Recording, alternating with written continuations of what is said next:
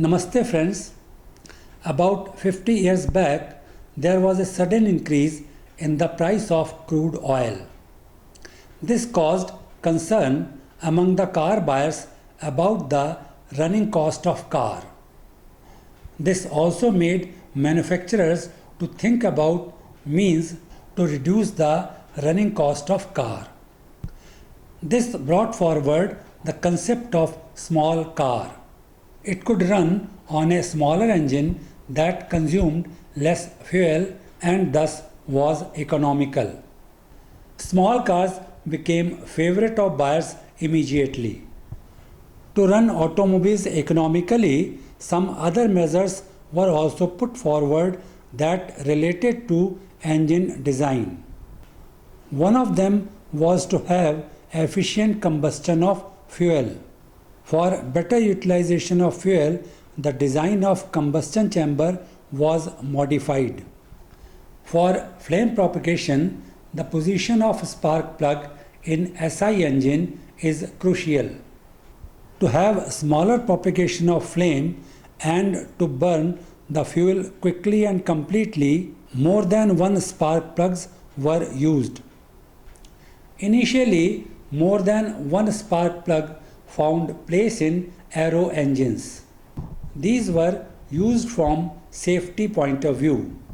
It was to protect airplane in case the ignition system or spark plug failed.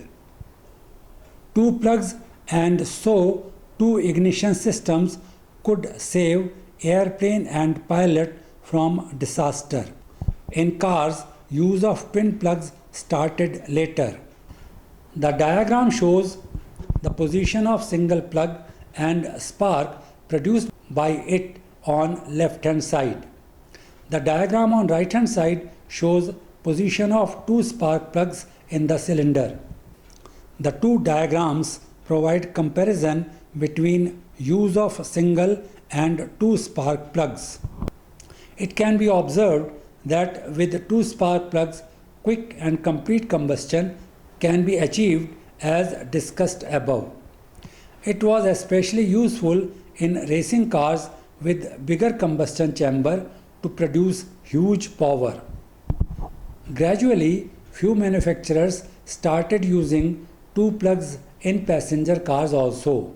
Later, when multi-valve technology was introduced, it made cylinder head crowded. Accommodating four valves and two spark plugs became difficult. It also increased the maintenance cost. Slowly, the manufacturers switched back to single spark plug. They adopted other means for quick and complete combustion.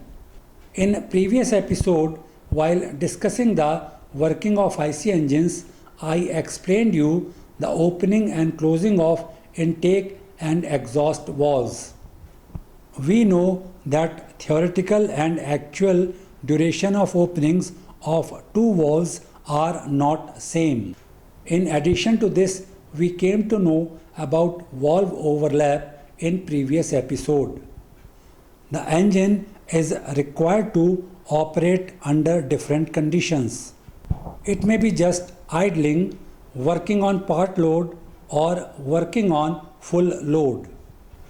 In each situation, the input to engine varies. In addition to this, the engines are required to run as economically as possible, and emission from engines is crucial for environment. Operation of valves has been modified in recent years to get the maximum power or torque from the engine and to control the emission of harmful gases. This is done through number 1, variable valve timing or VVT, number 2, variable phase control or VPC, number 3, variable lift control or VLC, and number 4, variable event timing or VET. Further advancement occurred when manufacturers of automobiles developed combination of these systems. There are a number of such combinations, quite common being A. Variable lift and timing control or VLTC, and B. Variable phase and lift control VPLC. Let us talk about these in detail. Variable valve timing. This means that valve remains open for different durations. It involves optimization of timing of opening and closing valves at different engine speeds. Running engine efficiently in changing operating conditions is a challenging job. Variable valve timings help in achieving it. Initially, the system provided two-stage variation in valve opening. A particular set of timings was possible in each stage. First set of timings provided smooth idling and efficient operation at low RPM. Second set of timings made possible the efficient running of engine at full load. Next came continuous variation in valve timing or CVVT, where variation in valve timings could be achieved continuously. Electronically controlled module or ECM made it possible. These systems use variable timing camshaft and solenoid valves. Variable phase control. In variable phase control or VPC, the duration of valve overlap varies. Duration for which intake and exhaust valve open is kept constant. Referring to the diagram, while an engine is idling or operating at low speed, the valve overlap is reduced. This improves its economy. At high speed operation, the increased valve overlap reduces NOx emission. This also improves specific fuel consumption in wide range of engine speed. Variable lift control. Here, the lift of valves is varied. If valve lift is high, big gap is produced. This allows more intake and better exhaust. Referring to diagram, inlet valve lift is kept low during idling or when the engine is operating at lower RPM. The lift is more when engine operates at high RPM. Variation in lifting of exhaust valve produces efficient exhaust of burnt gases. Some mechanisms use two-stage valve lift, where valve lift varies according to stage. There are designs that permit continuous variation in valve lift. To further improve the working of engine, manufacturers have developed electromechanical or electrohydraulic valve lifters and even camless valve systems. Variable event timing. Here, the duration of valve lift is changed. The timing and magnitude of lift is kept maximum. This can be understood in a better manner through the graph being shown. The x-axis represents the crankshaft rotation while y-axis represents the valve lift. It makes the running of engine economical and improves part load emission. Talking about combination, let us first take valve lift and valve timing. That is valve lift and timing control. Here the valve lift and timing of valve opening and closing vary. This provides variable valve lift and durations of valve opening. Referring to diagram, the graph shows the variable lift on y-axis and variable timing with respect to crankshaft rotation on x-axis. The valves are actuated by rocker arm and stepped cams provide variable lift. This helps in reducing fuel consumption when engine runs at part load. Next combination is combining phase and lift off valve. It is variable phase and lift control or VPLC. Combining phase and lift control can improve the performance of engine. It also reduces the consumption of fuel in SI engines. This is because of reduced friction loss and improved combustion. It also provides emission with low hydrocarbons.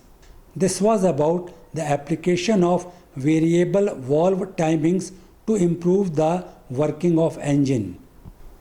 Next, let me talk about few other components that are used in an automobile. Fuel pump. Initially, the location of fuel tank was slightly above the engine, so there was no problem in supplying fuel from tank to the engine. The fuel flowed naturally to the engine. Later, to improve the looks, the bonnet profile was lowered. Due to this, the space for fuel tank was lost. Now it is placed beneath the boot floor in car. In commercial vehicles, it finds place on the side of chassis frame. In both cases, it is below the level of engine. The fuel has to be lifted so that it can reach carburetor or fuel injector. This made fuel pump essential in all the vehicles. These fuel pumps get work input from the engine. As soon as the engine starts, the fuel pump begins supply of fuel to a small reservoir. Recently, fuel pumps have been incorporated in some two-wheelers also. This has eliminated the requirement of opening the fuel supply before the engine is started. The fuel supply to engine begins automatically in a similar way as in cars or other vehicles. Mechanical fuel pump. These are simple and have low cost. They are more reliable than electric pumps. They can perform even in the presence of water or dirt. They have simple construction as can be seen in the diagram. The cam mounted on shaft operates a rocker arm that is connected to a pull rod. The pull rod pulls the pump diaphragm downwards against the force of spring. This makes the inlet valve open. The outlet valve remains closed. The fuel through inlet valve flows in the chamber created by downward movement of diaphragm. The cam rotates and the spring attains its original position. It pushes the diaphragm upwards. Inlet valve closes and outlet valve opens. The fuel flows through outlet valve. It is supplied to engine through outlet. Rotary electric fuel pump. These pumps are relatively free from pulsations. However, there are low amplitude, high frequency periodic disturbances. These are because of the vanes of rotor. The rotors may be of several types. Except rotor, the layout of the electric pump is quite similar to the positive displacement type mechanical pumps. Air filter. Quality of air that enters with fuel or without fuel in the cylinder is very important. It should be clean without any dust particle. Even a tiny dust particle between the surfaces of ring and cylinder can damage them. Air filters thus play a very important role in the working of engine. These filters can be of dry type, centrifugal type or wet type. There can be oil bath filters also. Dry type air filters with resin impregnated paper or felt element are used in cars. The resin impregnated paper or felt in pleated form is placed in cylindrical element as shown in the diagram. The pleats are vertical as may be noticed. This is done so that dust stopped by them drops to base and leaves surface clean. The depth of pleats make large surface area that causes minimum obstruction of air flow. Large surface area provides better cleaning of air. These are simple to maintain and cost less. I conclude here as far as this episode is concerned. Thanks for watching the episode.